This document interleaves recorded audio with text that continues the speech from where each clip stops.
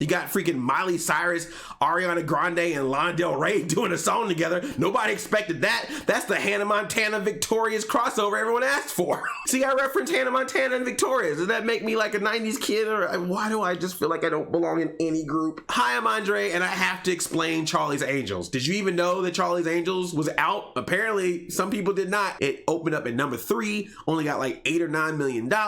Now, of course, that's leading to a whole discourse over the internet, discussions about why this movie flopped, when the obvious is just, was anyone asking for another Charlie's Angels? I don't think they were. But, all right, but you made one. I think that's pretty much it. You mean, you can go this whole like, well, women didn't go see it, well, men didn't go see it, blah, blah, blah, blah, blah. It's like, I think it just might be people waiting for Frozen 2. Charlie's Angels is the perfect movie to watch on a discount day. Like, you know how sometimes movie theaters will be like, hey, on Tuesdays, or if you show up on Sundays or Saturday mornings before noon, you get like a crazy discounted ticket. Or if you're still in one of those cities where they're like, hey, we got the special discount movie theater, where after they have their first run in the main theaters, it comes over here. You can see any movie for a discount price.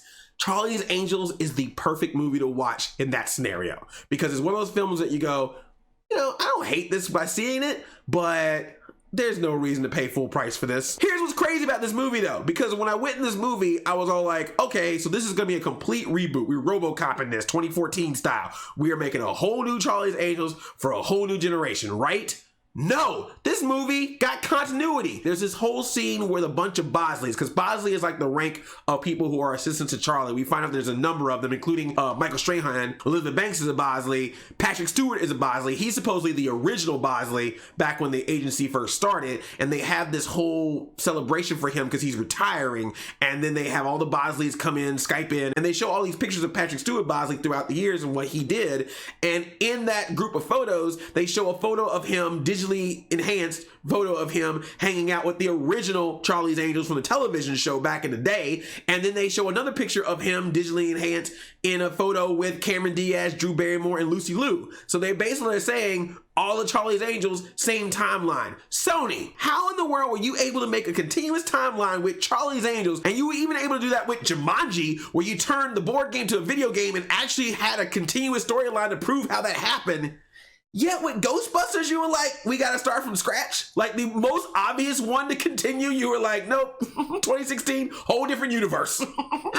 But Charlie's Angels is on the same timeline? I don't understand how reboots work, y'all. The best way I can describe Charlie's Angels is it's the Home Alone 3 of Charlie's Angels movies. Like, it wants to act like, oh, this is the new Charlie's Angels. Elizabeth Banks directed, produced Charlie's Angels. Totally different, completely different cast and everything. That was like Home Alone 3. It's a new kid this time, so it's completely different from the first 2 Home Alones, except for the fact that he's doing the same things that we saw in the first 2 Home Alones. That's how Charlie's Angels is. Women kicking ass and solving crimes. Scooby-Doo has worked the same way for 50 years. Charlie's Angels worked the same way since it started. Let's talk about the cast. I love this cast. They are really good, like legit. Oh, but Kristen Stewart was in Twilight. Oh my God, shut up. You know how many actors and actresses did some dumb shit before they became the celebrity superstars that they are today? You gotta start somewhere. She's good in this, man. She's funny, just really out there. She's like the wild card of the group. She's like the rebel girl, but then she also happens to be extremely rich and comes from a wealthy family. I think it's the type of character that if people are still so fixated on her being in Twilight, I feel like this is the character and the type of movie that makes sense for her to be in. To be like, look, she does other things. Even though she's already done them in movies you probably haven't seen, she did it in this movie that you also probably haven't seen. Then of course you got Naomi Scott, Princess Jasmine, Pink Ranger, always gonna love her. She's fun in this. Ella Balinska, okay, this third girl, oh my God. I'm gonna try to be a civilized man. So yeah, the new girl, Ella Balinska, is really nice and is a great actress, and she does really well with the fighting sequences. And yeah. Hold on for a second. Excuse me for a second. Come on, movie. Are you serious? You got Naomi Scott, Pink Ranger, Princess Jasmine in this movie, looking fine yet again, and then you gonna drop this brand new Ella Balinska on me? God damn it. She's fine and freaking, she got an accent. She British. Oh, shoot. I can't handle this. And now Kristen Stewart being all cool, she even looking fine. You got Elizabeth Banks. Too much fine. Too much fine in this movie. movie. And there's this whole dynamic the whole time between Ella Balinska's character and Kristen Stewart's character. They're lethal weapon, basically. Kristen Stewart's the wild card, doesn't play by the rules, is always cracking jokes all the time. Whereas Ella Balinska is a former MI6 agent. She's a no-nonsense girl, always serious, always straight-laced. And if Kristen Stewart gets on her nerves, she'll like just push her out a building, which actually happens at one point. I mean, Kristen Stewart's on a rope, but at one point where she was just like, I'm done with you, push. The characters in this are good individually, and they also are really good together. There are some sequences that don't have any action in it, that have a little bit of comedy and a little bit of just casual scenes of them talking back and forth, getting ready for their next mission or just having a moment. And they're really good scenes because this trio just works together. You can feel like they're enjoying what they're doing. They love being a part of this movie, and it shows in their performances. That's really awesome. And Elizabeth Banks too. There's a really funny scene where they're talking about different superheroes and references, and just because there's different age gaps between the different characters, they don't understand certain references. It's like someone mentions Michael Keaton being in Birdman, and then Elizabeth Banks is like, no, he's Batman, and then this other guy's like, no, Ben Affleck is Batman, and she's like, really? So it's stuff like that. It's pretty funny. Okay, boomer, right? Did I use that right? Am I hip now by saying that? Does that make me a Gen Z millennial? New, I don't know. I'm so out of touch with everybody. Now, even though this is a great cast, part of me also wonders if maybe the names are probably one of the reasons why this movie didn't do so well. Like, hear me out. When Charlie's Angels came out in 2000, I don't think people were really screaming for a Charlie's Angels reboot at that point either, but you had Drew Barrymore coming back as an adult and being strong as an actress. Then you got Cameron Diaz, hot off The Mask, hot off There's Something About Mary. You got Lucy Liu, who is becoming a breakout character and star from Ally McBeal, and they're all together. You then throw Bill Murray in there for some reason, and then icing on the cake, you get Destiny's Child, who had 2 members, then they got 2 new members, then they lost one of those members with this song saying, no, we officially staying with 3, and then break out some, all my women who independent, throw your hands up at me. Like, just the combination of all that stuff made people go, I need to see that Charlie's Angels movie. I feel bad saying that because I do like the people in it. I love this cast, while I think it's great, but I'm just wondering if a trio of talent where everyone was like, oh man, I want to see those 3 actors together. I wonder if that would have made it a little bit of a spicier meatball to want to taste. But for the people that they got, it's cool. And I think if that kind of charm and effort was also put into the plot of this thing, then I think that probably would have helped it. But the problem is when you get to this actual plot, I'm sorry, it's a dumb plot. Even by Charlie's Angels standards, it's a dumb plot. It's one of these movies where it's like, gosh, man, you trying so hard. You're running so hard. You're just not running as hard as everyone else who already passed the finish line.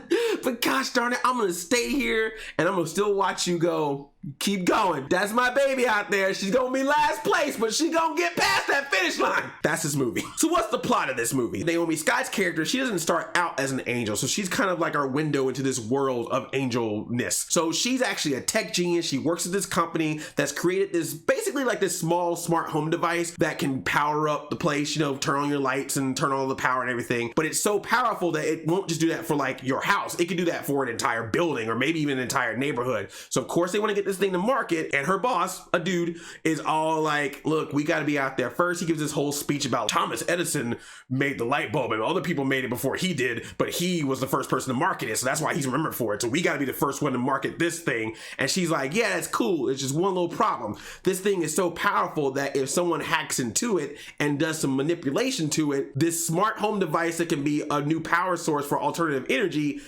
could now also become a weapon and will send an electromagnetic pulse to a person's brain and basically fry their brain and give them a stroke and kill them. One side, saving the world with alternative energy source. Other side, kill you by frying your brain. Take to market? So she's like, no, we can't do it. We got to keep working on it. We got to test it. He's like, no, we got to move it further. And she's like, well, I should tell your boss over you about this. And he puts his hand on her hand and he's like, look, you're just way too smart to be pushing this any further. And I was like, damn, that's a threat. Remember that threat. So then she meets up with Jimon Hansu, who's like the mentor of Ella Balinska, because she basically wants to be a whistleblower to tell somebody that this is happening so that the information can get out there and possibly stop this thing. But someone follows her. He's basically like this movie's version of Creepy Thin Man. He doesn't hardly speak at all, but he just always has this like demeanor to him. Like he's just so, you just see his neck like all the time. Like his eyes are always bugged and his neck is always out. So then of course he tries to kill her. The angels are there in disguise and they try to stop it and all this kind of stuff. Big car sequence. Jimon Hansu.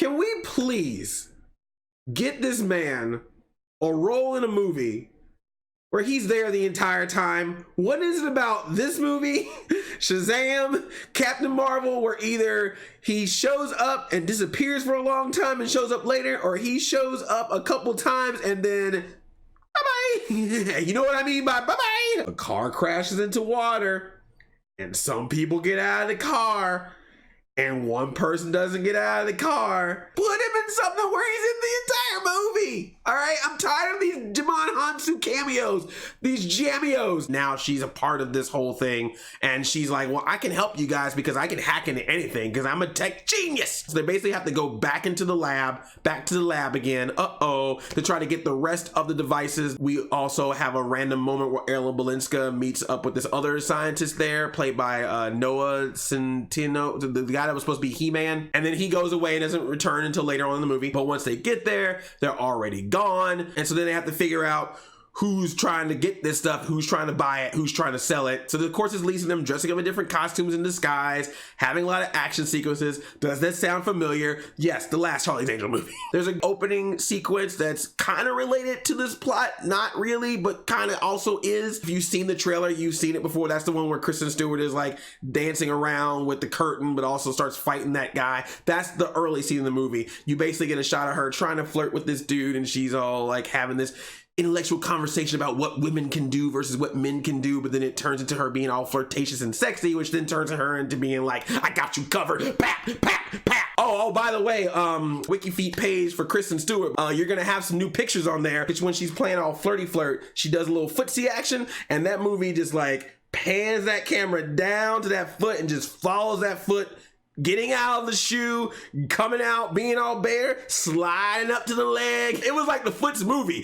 Kristen Stewart's foot was like, this is my time to shine. I'm a supporting character in this picture. Oh man, Elizabeth Banks too. There's a scene where Elizabeth Banks is like walking to a couch and she sits up on top of the couch and she puts that bare foot like right in camera, like the sole of the foot just like bam. Hey man, I'm just trying to help out, you know, contributions for WikiFeet, just letting you know where to take some future screenshots. I'm doing a service to you, all right? You're welcome. Don't hate. I'm sure there's a wiki breast and a wiki butt, but you know, that ain't in this movie.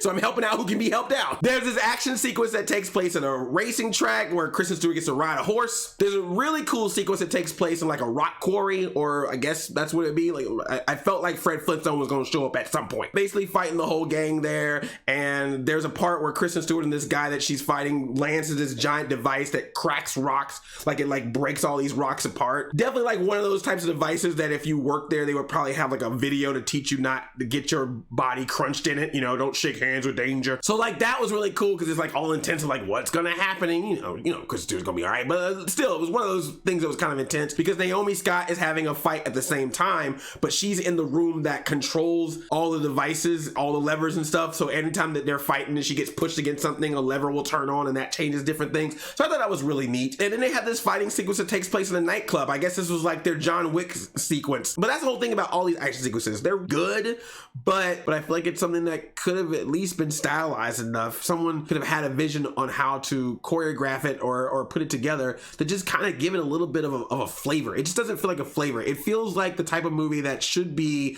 a stylized, interesting type of film considering its premise, but it plays out like a by the numbers type of movie. They're okay. Everything about this movie is like, it's okay. I'm not really thinking too hard about this. But then that's the problem, is like sometimes the movie wants to be like, but look, we are breaking new ground here because you know what?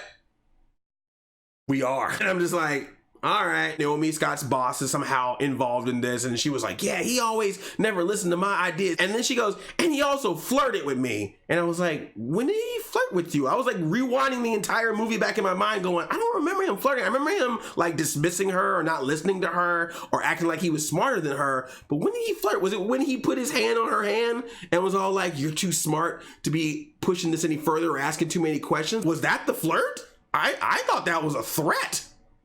Well, you know, sometimes they can be one and the same. I just just love Naomi Scott in this, man. Like, 'cause she's like the new recruit, and she's like so excited, but she's like also a little socially awkward to be around these angels. So whenever they show her things like, oh, here's a closet full of guns and clothes, or here's some way that we do this or do that, she's just always like, what's going on? And I love that there's one part where she like stands up and she's like, look, I can't just be someone who's sitting on the sidelines. You girls are gonna go in there and do some action. I want in as well. I'm a tech genius. I'm a hacker. I can help you out. You need my help and everything. And they look at her and they're like, girl, you in the meeting with us. You were coming along. Like, we literally about to hand you the tablet to show you the mission. She's like, oh, okay, well, I guess I'll sit down. And they're like, but did that feel good?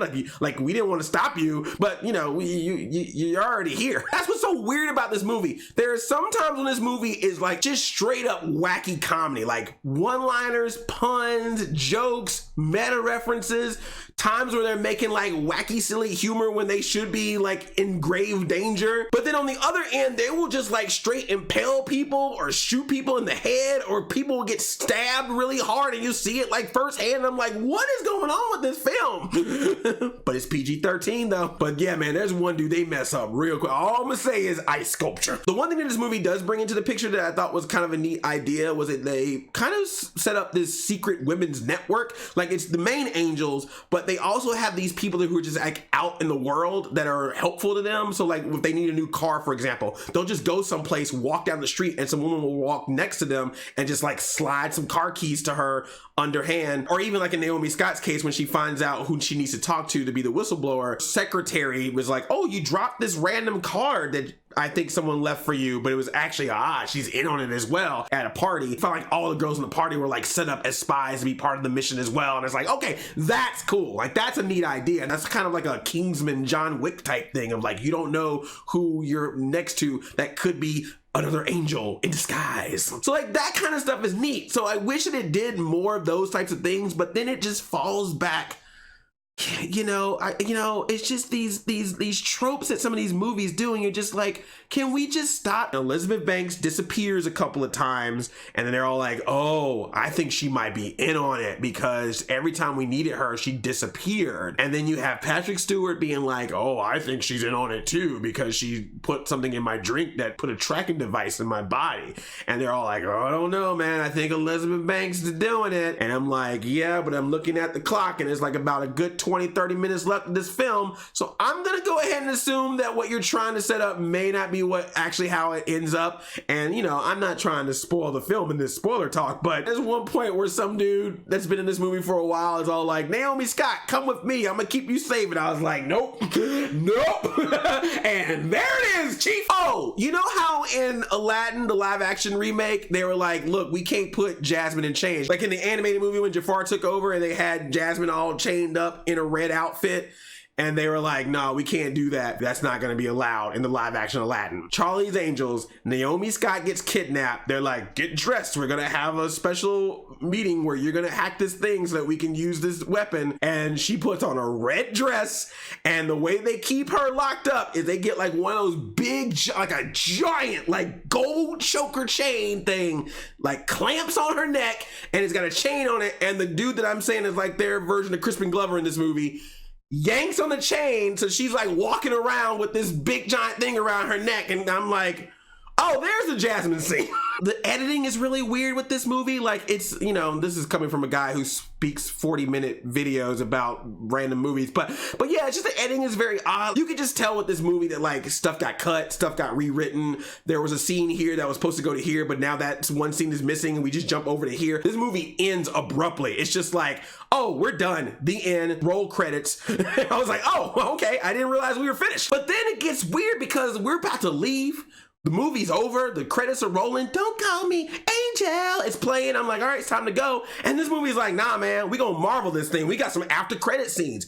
And one of the best parts of this movie is in the after credits, because they're like, all right, Naomi Scott says, you want to be an official angel, we got to send you through training. And with every single training sequence that she does, they throw out a cameo. She has to learn how to drive a car really fast. So who do they get? Danica Patrick. She has to learn how to fight really hard. So who do they get? Ronda Rousey. She's got to learn how to disable a bomb. So of course, Laverne Cox is going to show her. She's got to land a plane while other angel recruits sky jump. So of course, that means you get Olympians, Ally Raceman and Chloe Kim, and you get Haley Steinfeld from Bumblebee, and and Lily Reinhart from Riverdale. I'm like, where are all these people coming from? Why is this not in the actual film? How did you get all these cameos for this movie and you didn't stick this as a montage sequence in the middle of the movie, but instead play in the after credits when half the people just left? I'm like, Betty from Riverdale's on the big screen. Where y'all going? And then that whole sequence ends and I'm picking up my popcorn and my drink. Now I'm about to head out. And then another after credit scene just starts up. I'm like, why y'all Guardians of the Galaxy Volume 2 in this? But what's funny is that a lot of these sequences are stuff that you saw in the trailers. Like the second after credit sequence after the cameo smorgasbord, it's just the one where she's like, I want to get my